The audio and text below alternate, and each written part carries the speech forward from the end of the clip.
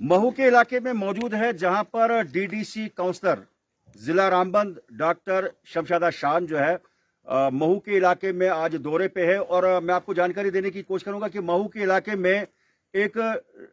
Lady की मौत हो गई थी जिसकी तकरीबन 22 से 30 साल जिनकी उम्र थी, रिहाना बेगम वाइफ ऑफ सब्जार अहमद भट्ट। और उस पर लोगों को भी काफी ज्यादा अफसोस हो गया और उस बात पे जो है डीडीसी चेयरपर्सन ने भी जो है उस पर रिएक्शन दिखाया था कि महू के इलाके में जो है कई चीजों की जो कमी है उसको मुकम्मल किया जाए। और आज जो है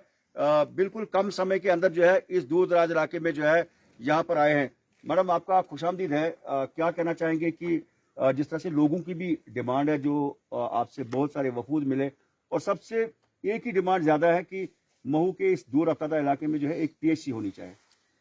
सबसे पहले आपका शुक्रिया अदा करना चाहूँगी, आपने मुझे वक्त दिया कि मैं महू के इलाके की बात रख सकूं। उसके साथ साथ सभी देखने वालों को भी अस्सलाम वालेकुम आदाब मेरी तरफ से। सबसे पहले ये बदकिस्मती है कि डिस्ट्रिक्ट रामबन के अंदर बहुत सारे ऐसे एरियाज़ हैं जो अभी तक जो है हेल्थ के रिलेटेड जो है अनकनेक्टेड हैं। जहाँ तक आपने देखा जिस महू वैली में आज हम खड़े हैं, ये महू वैली डिस्ट्रिक्ट रामबन के अंदर टूरिस्ट के नक्शे पे बहुत पहले लाया गया है। यहाँ पे अभी तक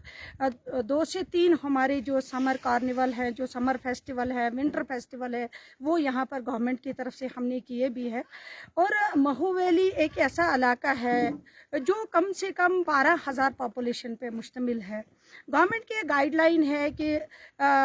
सब सेंटर ऐसे इलाके में दिया जाए जहां पर 3,000 से ज़्यादा पॉपुलेशन हो, लेकिन यहाँ पर इस वक्त दुगनी पॉपुलेशन है, लेकिन उसके बावजूद भी ये गवर्नमेंट की नज़रों से उजल रहा है। हमने पहले भी जो एलजी सर हैं हमारे, उनसे रिकमेंडेशन दी है। हमारे मेरे साथ खड़ी हैं मेरी बहन गुलशना परवीन जी, ये यहाँ की डीडीसी काउंसलर हैं। हमने पूरे काउंसिल ने डिस्ट्रिक्ट रामबन के जितने अनकनेक्टेड एरियाज़ थे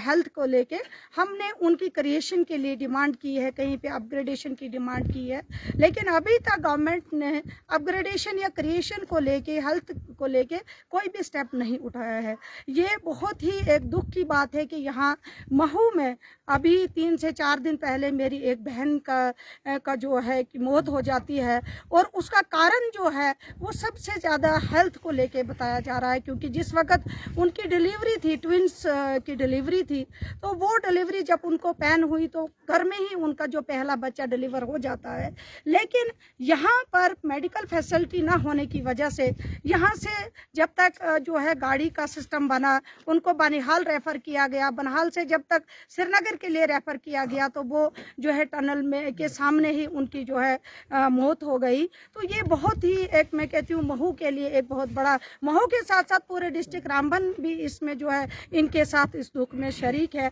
लेकिन कहीं ना कहीं अभी तक जहाँ तक मैंने यहाँ पे विज़िट किया, आज हम ताज़ियत पे आए थे, कहीं ना कहीं यहाँ पर रिहाना जी के साथ साथ और कई मेरी बहनें 30 से 40 केसेस अभी तक डिलीवरी केसेस जो है यहाँ पर सिर्फ मेडिकल फैसिलिटी ना होने की वजह से जो है वो मौत का शिकार हो गई है। हम आज यहाँ पर इसीलिए आए हैं और यहाँ पर हम ये कोशिश कर रहे हैं कि यहाँ के लोगों का जो कहना है, यहाँ के लोग जो कह रहे हैं कि अभी तक हमने 100 से 200 बार जो है डिमांड की है कि यहाँ पे हेल्थ सेंटर होना चाहिए। इन्होंने जो है ग्रीवेंस सेल में भी अपनी अप्रोच की, लेकिन उसके बावजूद अभी तक यहाँ पे कोई स्टेप नहीं उठाया गया। मेरे साथ यहाँ पे हमारे बीएमओ साहब हैं जो बनिहाल से अभी यहाँ पे प्रेजेंट है। इन्होंने भी अपनी तरफ से यहाँ की फिजिबिलिटी जो है वो एलजी जो है गवर्नमेंट को लिखी हुई है। मेरी तरफ से यही गुजारिश रहेगी और पुरजोर अपील रहेगी गवर्नमेंट से कि फर्स्ट ऑफ ऑल उन इलाकों को जो है आप टेकअप करिए जहां पर पॉपुलेशन बहुत ज़्यादा है और जो खासकर स्नोबाउंड सबसे ज़्यादा एरियाज है। यहाँ 10 से 15 फीट की बर्फ़ पड़ती है और यहाँ से 6 से 7 महीने का जो ये इलाका है ये डिस्ट्रिक्ट हेडक्वार्टर और तहसील हेडक्वार्टर से मुनक़ता रहता है। तो यहाँ पे सबसे ज़्यादा हेल्थ फैसिलिटी। अब मेरा सवाल आपसे छोटा सा ये रहेगा कि जिस तरह से आपने लेफ्टिनेंट गवर्नर साहब की बात की, जब हम देखते हैं कि कहीं पे वार फुटिंग बेसिस पे जहां पर किसी चीज की जो है अशद जरूरत होती है तो उसको रिकमेंड किया जाता है। जैसे क्रिएशन की बात करें वो तो पूरी यूटी के लिए है, लेकिन जिस तरह से आपने खुद कहा 30-40 जो है हमारी जो बहनें हैं इस एरिया की जो है उनकी अभी तक जो है वो इस दुनिया से चले गए हैं due to non availability of medical facility. तो क्या आपका काउंसिल जो है चीफ सेक्रेटरी को या लेफ्टिनेंट गवर्नर से क्या मिलेंगे यहाँ के बुजुर्गों के समेत कि इस चीज को डिस्कस किया जाए, ताकि एक पीएचसी जो है इस बड़े आबादी, चूंकि यहाँ पर जिस तरह से आबादी की बात है, पॉपुलेशन की बात है, नोमैड्स का भी जो है सीजन में तकरीबन 10-15 हज़ार लोग ऐसे होते हैं। और हम देखते हैं कि रास्ते में जो है जिस तरह से बुजुर्गों ने हमें दिखाया, कई ऐसे बच्चे जो है जिनको मेडिकल फैसिलिटी न होने की वजह से जो है वो उस टाइम में जो है इस जहाँ से रुखसत होते हैं। तो क्या कोशिश रहेगी? देखिए, सबसे पहले जैसे मैंने आपको पहले भी ये कहा कि हम काउंसिल की तरफ से अपने रिकमेंडेशन जो है, अपने जो नई chief secretary sir Atul Dullu साहब आए हैं, हम उनसे भी रिक्वेस्ट करेंगे और स्ट्रांगली रिक्वेस्ट करेंगे कि हमें वार फुटिंग पे जो है महू वैली के लिए सबसे पहले हेल्थ एंड वेलनेस सेंटर दिया जाए। हालांकि कि यहाँ के लोग ये डिजर्व करते हैं कि यहाँ पे CHC हो, लेकिन मैं PHC हो। लेकिन अगर मैं ये कहूँ कि गवर्नमेंट का कोई प्रोसीजर है, तो मैं ये चाहूंगी कि first of all health and wellness centre जो है इमीडिएटली इन लोगों को दिया जाए, ताकि यहाँ पे जो आइंदा आने वाला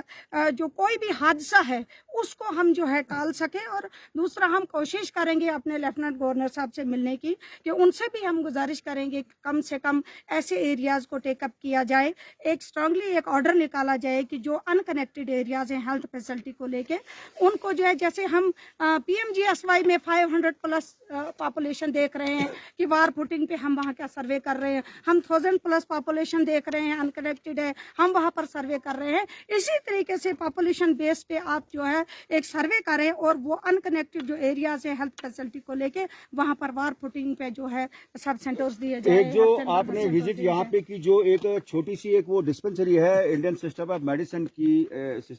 की, तो उसमें जिस तरह से यहाँ पे जो है ISM जिसे हम कहते हैं, तो उसमें यहाँ पर जो स्टाफ है उनका मानना है कि आपने तो ढांचा देखा कि उसमें 2 आदमी टिक नहीं सकते हैं, तो उनका मानना है या तो हमें रेंटेड बिल्डिंग मिले या ज़मीन जिस तरह से आप यहाँ पे देख रहे हैं, तो क्या कोशिश रहेगी जिससे कि उसको जो है थोड़ा सा डेवलप किया जाएगा और उसमें भी जो है मेडिकल ऑफिसर वगैरह बैठेगा या टेस्ट वगैरह जो भी यहाँ के लोगों को। जहाँ तक ISM सेंटर का सवाल है, यहाँ पर काफ़ी अच्छा मैंने देखा, डॉक्टर साहब भी यहाँ पे अवेलेबल है, लोगों का भी कहना है कि लगातार यहाँ पर ये प्रेजेंट है। तो लेकिन इनका जो है, जो इनका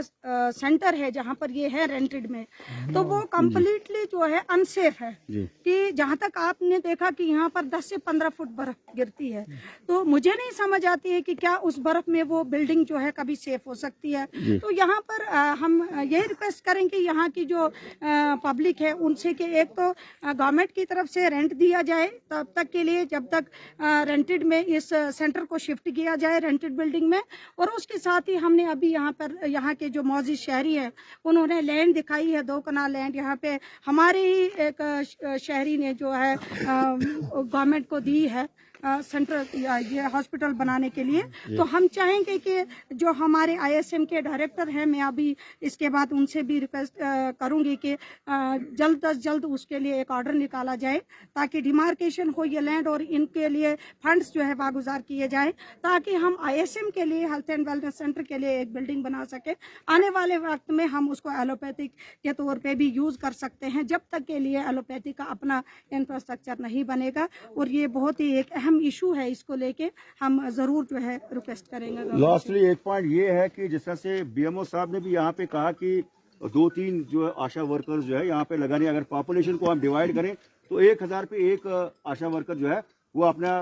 फर्ज अंजाम दे सकते हैं। तो उसमें आप क्या मानते हैं कि किस कैटेगरी पे जो है आप लगाने जा रहे हैं? जिस तरह से BMO साहब है, क्या ऐसे कैंडिडेट्स को लगाने की जरूरत है जो एफिशिएंट हो, जिनको इस चीज़ का इल्म हो? देखिए, आज का जो वक्त है, खासकर आपने देखा कि आज आभा कार्ड हम बना रहे हैं,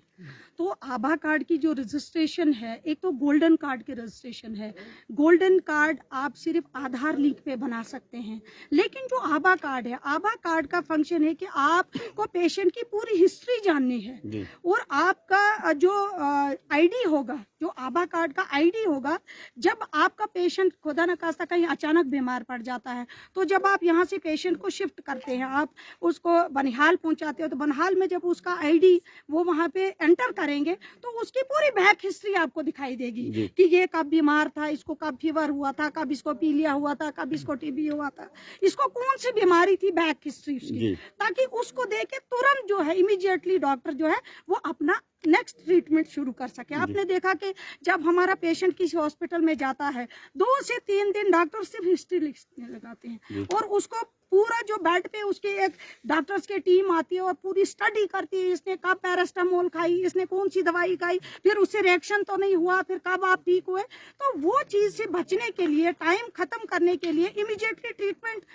यूज करने के लिए हमें आभा कार्ड की जरूरत है। यहाँ पर मैंने देखा कि मैंने पहले भी अपने दरबार में ये कहा कि जो मुलाजिम है, जो डॉक्टर है,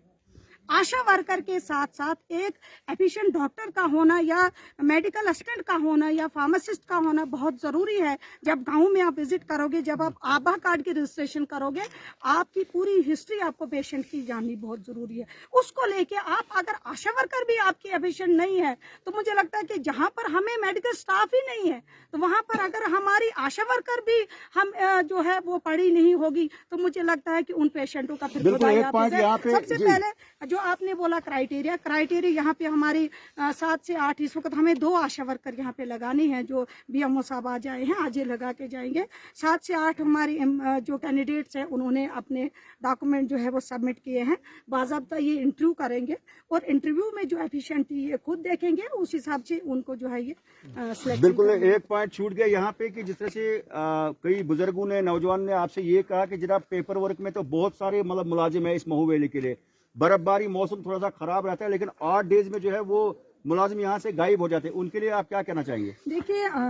मैं तो ये कहूँगी कि सबसे पहले हमारे पास तो मैन पावर की ही कमी है जी। अगर यहाँ पर कोई अपॉइंट है, कोई मुलाजिम जो यहाँ से तनख्वाह निकालता है और कहीं और अपनी जो है ड्यूटी निभाता है,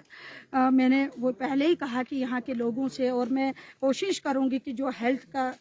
इंफ्रास्ट्रक्चर है, यहाँ कोई एजुकेशन है या एग्रीकल्चर है या हॉर्टिकल्चर है, जितने भी डिपार्टमेंट्स, यहाँ शीप है, जितने भी डिपार्टमेंट्स है, अगर कोई भी यहाँ का मुलाजिम जो है जब स्नो यहाँ पे होती है वो उसको स्नो में प्रेजेंट रहना है, क्योंकि यहाँ के लोगों को जो आसाइश है वो तो बर्फ में चाहिए। जब आप बर्फ में अवेलेबल नहीं है तो समर में तो आप कहीं भी जा सकते हैं, लेकिन जब कोई भी मेरे पास इंफॉर्मेशन पहुंचती है हम प्रॉपरली उसको जो इंक्वायरी क्रिएट करेंगे। मैं कहूँगी या तो वो ड्यूटी करेंगे या वो यहाँ से अपने ट्रांसफर करवाएंगे या तो वो सस्पेंशन में जाएंगे, क्योंकि यहाँ के लोगों का जो हाल देख के, जो यहाँ पे जब बर्फ होती है किस तरीके से आपने देखा कि यहाँ पर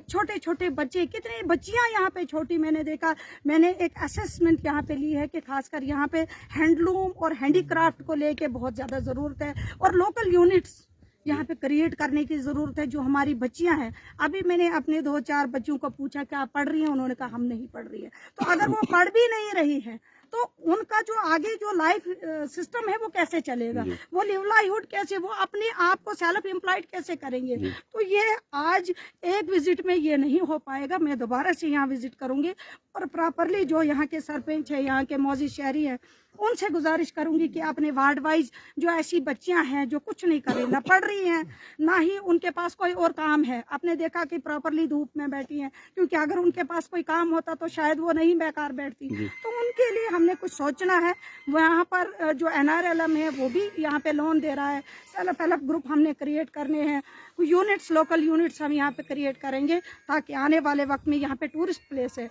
और इस टूरिस्ट प्लेस में हमारे पास अपना कुछ होना चाहिए ताकि बाहर से टूरिस्ट आएगा तो अपना हम जो रॉ मटेरियल है वो उनको प्रोवाइड कर सके। यहाँ पे आपने देखा कि जब समर होता है यहाँ पर नोमैड्स का यहाँ पे गुजर बहुत ज़्यादा होता है, यहाँ के टूरिस्ट बहुत ज़्यादा, यहाँ पर कम से कम मैं कहती हूँ दिन की जो पॉपुलेशन होती होगी वो 20,000 उस वक्त होती है। तो उनके लिए यहाँ पे कोई ऐसा साधन और सिस्टम होना चाहिए। दूसरा, हमने महू के लिए, महू वैली के लिए टूरिज्म की तरफ से यहाँ पे पार्क जो है का दी हुई है, वो जल्द ही 2 दिन के अंदर यहाँ पे तहसीलदार साहब आएंगे और लैंड हमने इस वक्त आइडेंटिफाई कर ली है, वो हम उसको डिमार्केट करके वो जल्दी टेंडर के लिए जाएगी। और दूसरा, यहाँ पे कार केबल प्रोजेक्ट मैंने गंडोला के लिए दिया हुआ है, इंशाल्लाह वो मैंने जब हमारा दरबार था वहाँ पे भी रिकमेंड किया है। दूसरा, अब हम चीफ सेक्रेटरी सर से भी मिलने जा रहे हैं और ये कार केबल प्रोजेक्ट महू के लिए बहुत ज़्यादा इंपॉर्टेंट है। जिस तरीके से हमने नील में दिया, जिस तरीके से हमने सनासर नाशरी में दिया, मैं चाहती हूँ कि यहाँ इस इलाके को भी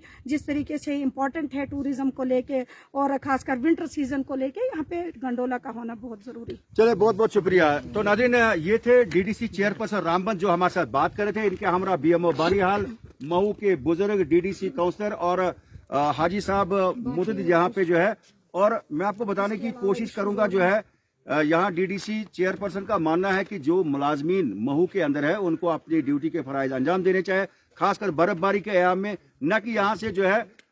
उस आयाम में जो है वो किसी दूसरी जगह पे जाएं। और इनका ये मानना है कि स्ट्रिक्टली जो है ऐसे मुलाजमों के खिलाफ एक्शन किया जाएगा जिनके खिलाफ जो है यहाँ पे शिकायत होगी। गंडोला का इन्होंने जिक्र किया, और खुसूसन जो मैन आज विजिट का बुनियादी मकसद था कि जो एक यहाँ की एक लेडी की मौत हो गई थी, उसके चलते जो है यहाँ पर इनका मानना है कि हेल्थ का इंफ्रास्ट्रक्चर होना यहाँ पे बहुत जरूरी है। और इसीलिए यहाँ पर लैंड भी देखी गई कि Indian system of medicine ISM की एक जो डिस्पेंसरी है उसके लिए जो है यहाँ पर जमीन खरीदी गई ताकि उसमें जो टेस्टिंग वगैरह है, और उसके साथ हेल्थ वेलनेस सेंटर या एंड ये जो PHC है उसके लिए भी डीडीसी चेयरपर्सन का मानना है कि पूरा काउंसिल जो है यूटी एडमिनिस्ट्रेशन के साथ जो है इस मामले को टेकअप करेंगे ताकि महू के अंदर जो है मेडिकल फैसिलिटी को यकीनी बनाया जाए। और जो यहाँ की जो माँ बहनें हैं जिनको जो दर्द में कभी मुब्तला रहती है, तो उनको जो है अपनी जान न गंवानी पड़े। जिस तरह से पास्ट में जो है 30-40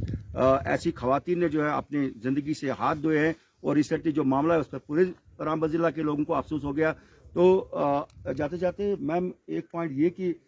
इस मेडिसिन के अलावा जो है जो आपने यहाँ पे विजिट की, इसके अलावा लोगों की भी एक कुछ डिमांड है आपके पास रही, किस तरह की डिमांड थी और क्या उस पर आपने इनिशिएटिव लिया? देखिए, सबसे इम्पोर्टेंट डिमांड इनकी यही थी। इसके बाद जो पावर सप्लाई है, पावर सप्लाई को लेके इनका जो मेन लाइन है वो कहीं से कहीं इलाकों से घूम के आती है। उसका एक DPR ऑलरेडी बना है जो आड़बना से नीचे से होके आड़मरग से लेके डायरेक्टली जो है रोड से होता हुआ महू आएगा। उस पर भी हम जल्द अज जल्द इंशाल्लाह 1 साल के अंदर जो है इनका 2-3 महीने के अंदर मैं कोशिश करूँगी इनको फंड्स दिए जाएँ ताकि वो जो पावर कनेक्शन है इनका वो बहाल रहे। और उसके साथ साथ यहाँ एक SRTC का बस का जिक्र हुआ, इंशाल्लाह वो भी हम जल्द अज जल्द 20-25 दिन के अंदर अगर मुझे ड्राइवर यहाँ का प्रॉपरली मिल जाता है तो आपको वो SRTC बस भी हम यहाँ पे देंगे। उसके बाद यहाँ पे कुछ ब्रिजेस का जिक्र हुआ, जैसे आपका रंग नाला है वो है, या बाकी 2-3 लोकेशन से इन्होंने दी है। कुछ एरियाज़ के अबेटमेंट्स बनी है, उनकी लॉन्चिंग नहीं हुई है। तो ये सिस्टम जो है ये आइंदा आने वाले वक्त में हम इसको टेकअप करेंगे। और खासकर सबसे अहम इशू जो बैंक ब्रांच यहाँ पे JNK बैंक की तरफ से डिमांड हुई है, और ये डिमांड पहले भी टेकअप की गई है, इसकी फिजिबिलिटी भी सबमिट हुई है। मेरी अभी यहाँ के जो हेड हैं, क्लस्टर हेड है, उनसे भी बात हुई है। उन्होंने भी कहा है कि हम वहाँ पे एक विजिट करेंगे नेक्स्ट वीक में, हम भी देखेंगे यहाँ की क्या फिजिबिलिटी है, क्या सिस्टम रहेगा। मैं उम्मीद करूँगी कि आने वाले वक्त में हम इनको एक बैंक ब्रांच से भी नवाजेंगे। हालांकि यहाँ के लिए खिदमत सेंटर का जो है गवर्नमेंट ने किया हुआ है, लेकिन मैं समझती हूँ कि 12,000 पॉपुलेशन पे खिदमत सेंटर नहीं अफोर्ड कर पाएगा। यहाँ पे बैंक ब्रांच का होना बहुत जरूरी है। बाकी बहुत सारे ऐसे इश्यूज हैं। एक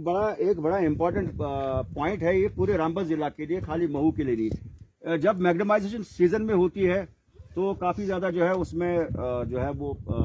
शोर शराबा भी होता है कि जरा मैग्नेमाइजेशन हो गया, लेकिन जब फिर उसी सीजन में बर्फबारी होती है तो JCBs जो है वो उन सड़कों पे जब बर्फ हटाती है तो फिर वो दांत जो उसके होते हैं, जो बकेट होता है, वो पूरा जो है वो जो मैग्नेमाइजेशन जो है खोद देता है। उसके बाद जो है ऐसा लगता है कि शायद इस रोड को कभी मैग्नेमाइज नहीं हुआ है। तो क्या as an DDC chairperson Ramban, क्या चीफ इंजीनियर के साथ जो है ये मैटर टेकअप किया जाएगा कि स्नो कटर्स जो है यूज किए जाए ताकि रोड भी बचे? देखिए, ये ऑलरेडी हम टेकअप कर चुके हैं। अभी रामबन के अंदर जब हमारा दरबार हुआ था, जब हमारी जो कमिश्नर हैं उनको डिप्यूट किया गया था दरबार का हेड, तो हमने वहाँ पर भी डिमांड दी थी कि हमें 2 स्नो कटर्स चाहिए, एक हमें कूल संगलदान जोन के लिए चाहिए और एक हमें बनिहाल जोन के लिए चाहिए। तो वो हमें पर्सनली जो है अपने commissioner secretary PWD Shailendra Kumar sir से मिली हूँ, उनसे भी मैंने गुजारिश की है। मुझे ये कहते हुए खुशी हो रही है कि मैं कमिश्नर सर का शुक्रिया भी अदा करूंगी कि एक स्नो कटर हमें गूल संगलदान के लिए मिल चुका है।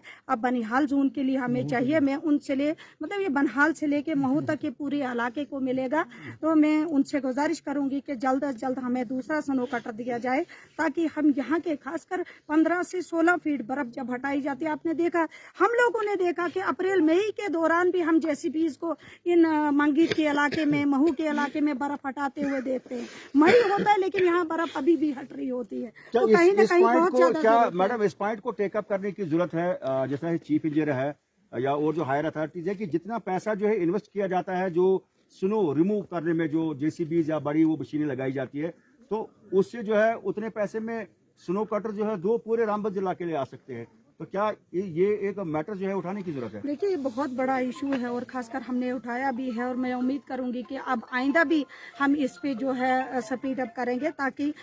जब बर्फ पड़ती है उससे पहले हमें स्नो कटर इस इलाके के लिए मिले, ताकि आइंदा आने वाले वक्त में ये जो डैमेज होता है, क्योंकि ये इतना बड़ा जो ये भी हमारा एसेट है, जब हम करोड़ों रुपए एक रोड पे खरीदते हैं और उसके बाद हम जो है दूसरे साल में ही उसको जो है खत्म कर देते हैं, तो कहीं ना कहीं डिपार्टमेंट को इस तरफ ध्यान देना चाहिए कि अगर कोई एसेट हम एक साल बनाते हैं तो उसको दूसरे साल में ही हम खुद ही डैमेज कर देते हैं। इसको बचाने के लिए आइंदा और पैसा दूसरी लोकेशंस में लगाने के लिए ये बहुत ज़्यादा ज़रूरत है। जैसे आपने देखा अभी यहाँ पर बस स्टैंड से वलव के लिए वलव है ना, वलव के लिए रोड की डिमांड हुई। दूसरा यहाँ पर हमने